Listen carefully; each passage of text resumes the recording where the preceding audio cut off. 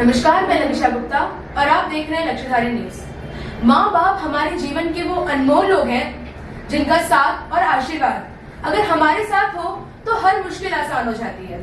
एक बच्चे को जन्म देने के बाद उसे माँ बाप पालते हैं, पोसते हैं, एक बच्चे के दिमाग का पूर्ण रूप से सही तरीके और दिशा में विकास करते हैं। परंतु जब माँ बाप बूढ़े हो जाते हैं और उनके शरीर के अंग जवाब दे देते हैं या वो अपने दिमागी संतुलन खो बैठते हैं, तब उन्हें उनके बच्चे रास्ते पर खाने और घर के लिए दर दर भटकने के लिए छोड़ देते हैं। इन बेसहारा माता पिता को आश्रम में जगह दी जाती है। पर क्या कभी आपने ये सोचा है कि अगर ये आश्रम ही ना होते तो क्या होता? ये सभी बेसहारा लोग तब कहाँ जाते? ये सोचने या ये दृश्य देखने के लिए आपको कहीं भी जाने की जरूरत नहीं पड़ेगी, क्योंकि ठीक यही हाल हमारे मीरा भाईंदर शहर में हो रखा है।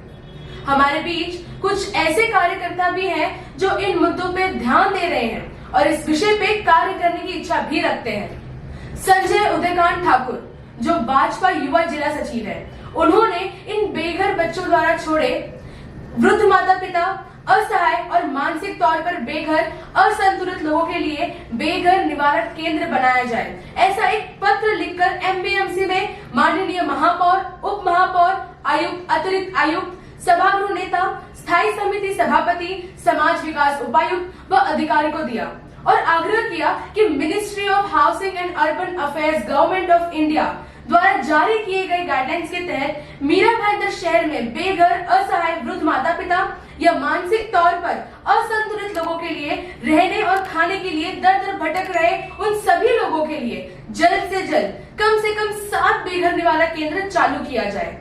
देखा जाए तो सेंट्रल गवर्नमेंट की गाइडलाइंस के हिसाब से 1 लाख की आबादी में एक बेघर निवारण केंद्र महानगर पालिका द्वारा बनाया होना चाहिए। हमारे मीरा भाईंदर की आबादी 15 लाख की है और इस आबादी के हिसाब से 15 बेघर निवारण केंद्र होना चाहिए, जबकि यहाँ सिर्फ एक बेघर निवारण केंद्र है जो कि काशी गांव में है, जहाँ मात्र 70 लोग ही रह सकते हैं।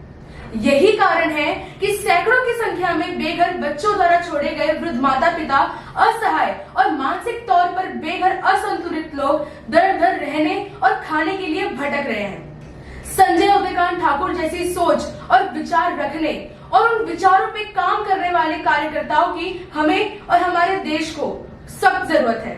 धन्यवाद।